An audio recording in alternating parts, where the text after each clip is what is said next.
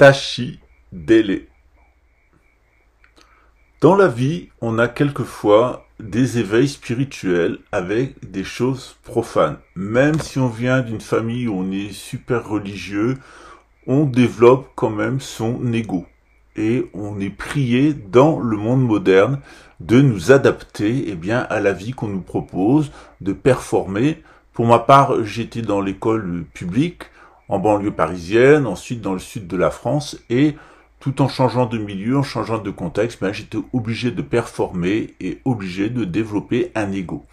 Et cet ego, au fil du temps, il devient coriace parce que les enfants, ils sont pas toujours très gentils les uns avec les autres, et encore moins les adolescents qui se cherchent. Cette chanson de Michael Jackson, The Man in the Mirror, a eu un effet incroyable sur ma conscience. Elle m'a ouvert les yeux sur la souffrance qu'il y avait autour de moi et elle a littéralement fait voler en éclats mon ego. C'est pour ça que je tenais à mettre cette chanson en introduction pour parler des initiations bouddhistes. Est-ce que le bouddhisme, c'est une solution pour l'Occident? On a vu dans la précédente capsule que le christianisme avait rencontré de graves difficultés en Europe.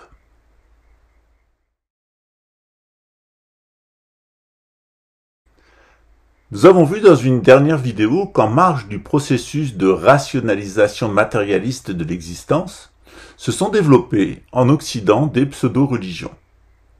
Et puis sur cette base des pseudo-religions est apparue la contre-initiation. Et cette contre-initiation, elle est basée sur la notion d'irrationnel telle qu'elle a été développée par le philosophe français René Descartes au XVIIe siècle.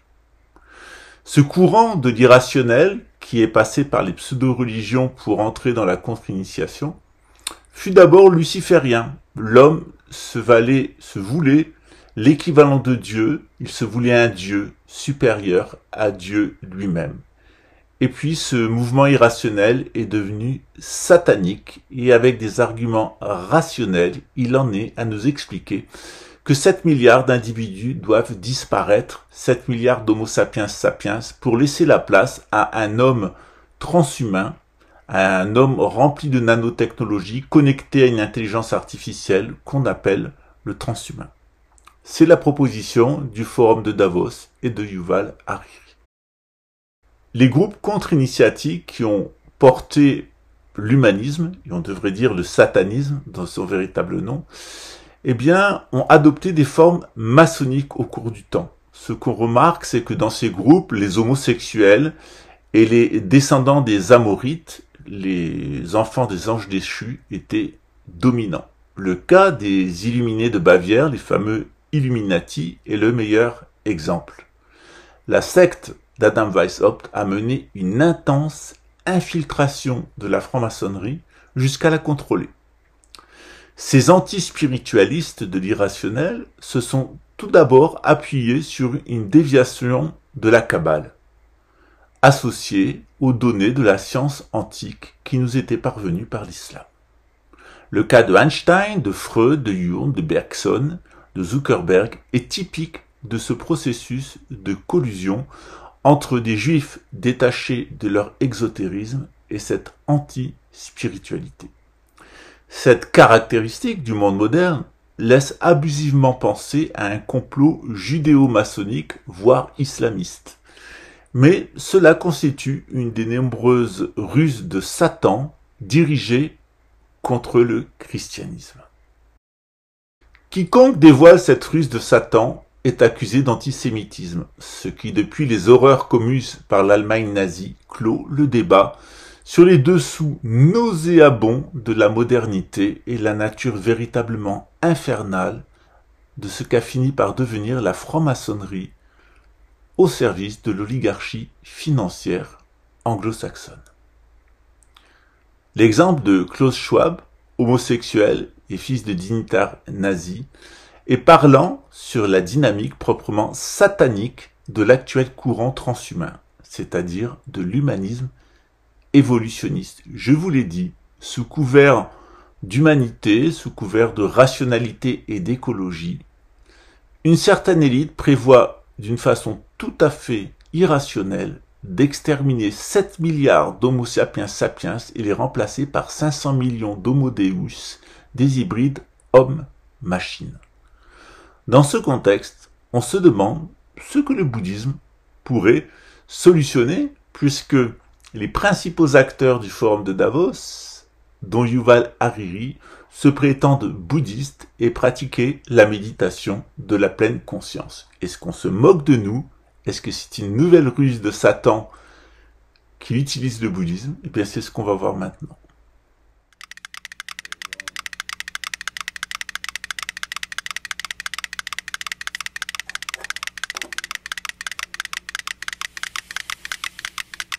No, I'll move it back.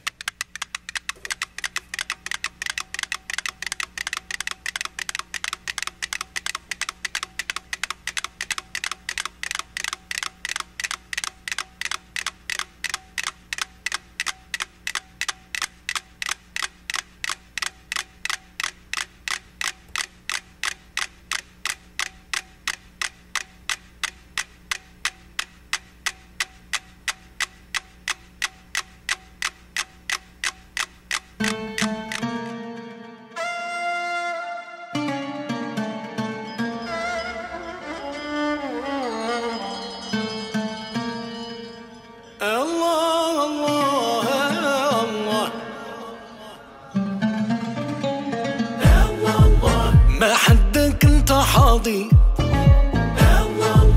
ديما ربي يعطينا انا الملهي في ذنوبي والناس ملهي فيا خذ حقي يا ربي. Traitons maintenant de la question des initiations bouddhiques. Comme Jésus le fils du judaïsme, Sakyamuni a détaché son école du brahmanisme, alors la religion dominante de l'Inde. Elle était devenue corrompue et elle s'était donc corrompue en idolâtrie religieuse et en tyrannie politique. Le père du futur Bouddha était un idolâtre et un tyran. Toutefois, à l'opposé du christianisme, l'ésotérisme porté par le Bouddha a subi des transformations doctrinales radicales au contact de l'Empire grec. La doctrine du Bouddha a changé au contact de l'Occident. Ce fut d'abord le cas avec l'apparition du Mahayana, le grand véhicule où on a plus valorisé l'éveil pour soi, proposé par le Bouddha, mais l'éveil pour autrui. Puis en s'installant au cœur des empires japonais et chinois, y compris ses parties tibétaines et mongoles, le bouddhisme se transforma en Vajrayana, le véhicule de diamant, une tradition s'appuyant sur la magie rituelle. Sous l'influence de ces maîtres bouddhistes, René Guédon a d'abord vu dans le bouddhisme une révolte de la noblesse, c'est-à-dire du pouvoir temporel, contre le clergé, c'est-à-dire l'autorité spirituelle. Puis René Guédon a corrigé son analyse. Il estima par la suite qu'au contraire, le bouddhisme s'était imposé comme l'initiation spirituelle de la Chine et du Japon. Pourquoi? Les initiations spirituelles du taoïsme et du shintoïsme s'étaient perdues, ou elles s'étaient tout du moins amoindries, et elles devaient être remplacées. Dès lors, parce que sa révélation était plus récente, le bouddhisme a assimilé et reformulé les exotérismes extrêmes orientaux de l'intérieur. Sous l'effet du bouddhisme, la Chine et le Japon ont pu ainsi garder leur exotérisme ancien en revivifiant leur ésotérisme. L'Occident pourrait en tirer des leçons dans sa quête d'initiation. Je l'ai fait moi-même. L'initiation bouddhique m'a permis de réaliser le christianisme, ce que ni le catholicisme ni la franc-maçonnerie ne m'avaient permis. Cette action du bouddhisme au cœur de l'Occident n'a pas été envisagée par René Guédon, qui pensait que seul l'islam ou l'hindouisme pouvait aider l'Occident à se reprendre d'un point de vue initiatique. Dans la Shanga bouddhique, l'admission a encore de nos jours les caractères d'une véritable initiation, comme dans le christianisme originaire. Dès lors, l'initiation bouddhique peut suppléer à l'initiation chrétienne qui a disparu. Cette initiation bouddhique, elle apporterait un soutien essentiel à la réaffirmation du catholicisme romain en lui fournissant l'hermétisme, l'ésotérisme, le symbolisme qui lui fait désormais défaut. Mais est-ce que les catholiques vont l'accepter? Est-ce que vous allez l'accepter? Je l'ai accepté.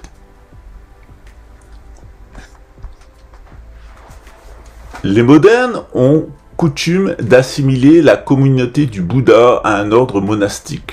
Souvent, on ne comprend pas qu'un lama tibétain, ce n'est pas exactement un moine catholique. Mais cette assimilation est assez juste, tout de moins en ce sens que les statuts particuliers du bouddhisme ne sont rien de plus que ceux d'un ordre monastique, au sens chrétien de ce terme.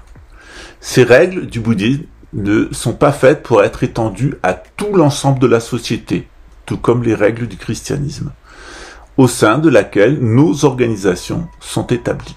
Le christianisme, à ce point de vue, n'est donc pas unique parmi les différentes formes traditionnelles. Il y a beaucoup de similitudes entre le bouddhisme et l'hindouisme, sauf que le bouddhisme et le christianisme, sauf que nous avons fonctionné en sens inverse. La différence avec le christianisme, qui est devenu une laïcité, qui a perdu ses initiations, est que le bouddhisme ne s'est jamais transformé en exotérisme propre. Il a toujours gardé sa nature ésotérique, présentant une forme exotérique inspirée des milieux où cette initiation pénétrait. Le bouddhisme n'a jamais eu d'exotérisme propre, disais-je, tout comme le christianisme à ses débuts. Il a donc conservé sa capacité à régénérer spirituellement les milieux où il pénètre.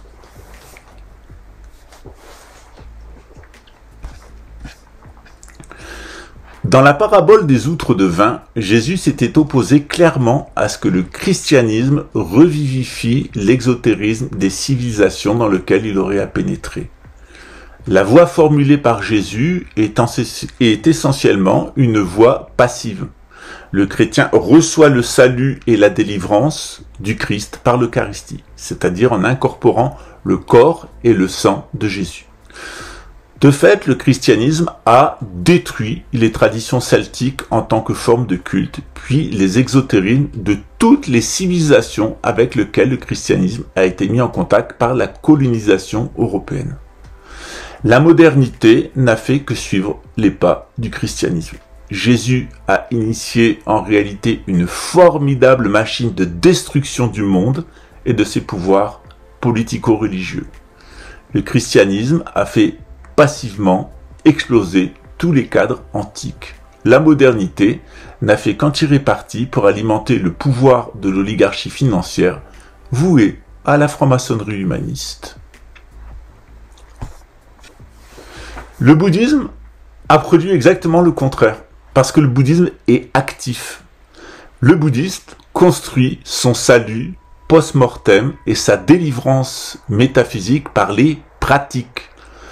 Et le bouddhisme ne fut jamais, historiquement, destructeur. Il a permis le maintien des traditions exotériques anciennes comme le Shinto au Japon, le taoïsme en Chine ou le chamanisme au Tibet, le Bön et en Mongolie. Le bouddhisme pourrait aider dans ce sens le catholicisme. Il pourrait permettre de sortir des spiritualismes et il pourrait permettre aux croyants de se réconcilier avec la science matérialiste dans le cadre de la modernité. Dans la mesure où le bouddhisme ne s'oppose ni à la science profane, ni à la religion catholique, ni au spiritualisme comme le New Age, le bouddhisme pourrait permettre le maintien de leur expression, mais en renouvelant leur ésotérisme et leur cœur. Cela explique l'intérêt des scientifiques comme des catholiques ou même des spiritualistes du New Age pour le bouddhisme en tant qu'ésotérisme. En conclusion, on constate que le christianisme et le bouddhisme ont généré des traditions originales dont l'ésotérisme et l'exotérisme n'appartiennent pas aux mêmes traditions. À une époque récente, ces expressions bicéphales, permettant à la tradition de se maintenir, ont vu leur autorité contestée par la pseudo-tradition et la contre-initiation.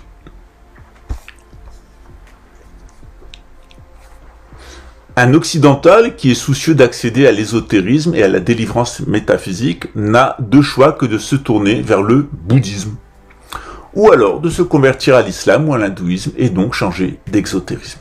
Il sera alors d'être chrétien en tant que tel. Hors de ces possibilités,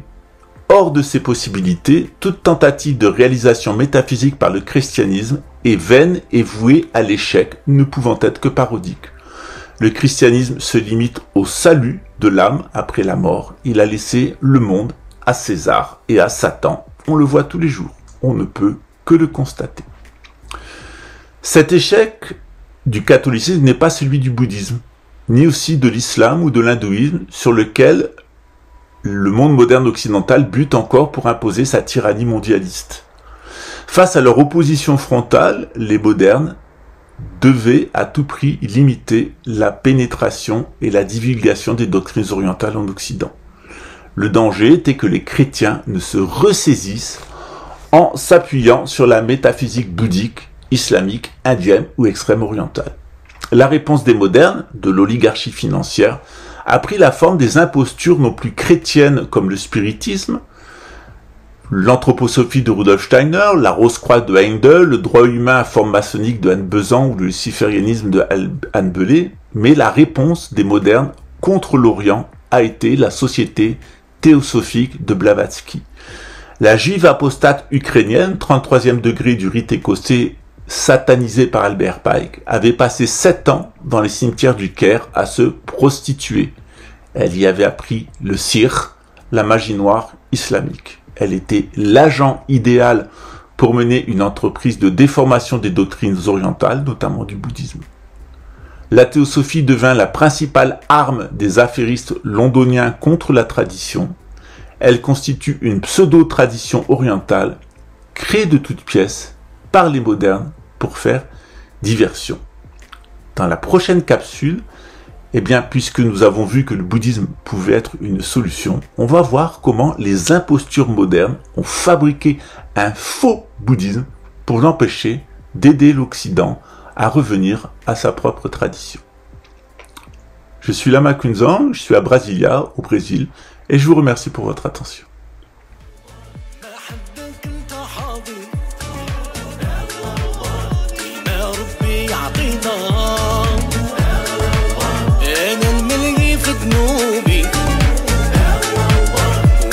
اللي هي فيا خذ حقي يا ربي وهنا نشوف بعيني يا